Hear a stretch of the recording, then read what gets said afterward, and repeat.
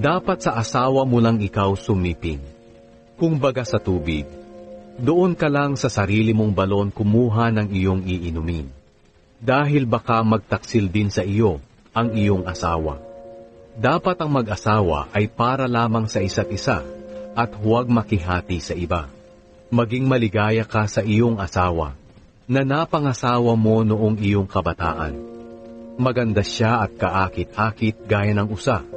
Sana ay lagi kang lumigaya sa kanyang dibdib at maakit sa kanyang pag-ibig. Anak, huwag kang paaakit sa malaswang babae o hipuin man ang kanyang dibdib.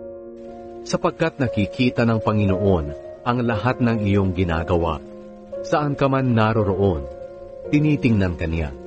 Ang masamang tao ay bihag ng kanyang kasamaan, para itong bitag na huhuli sa kanya.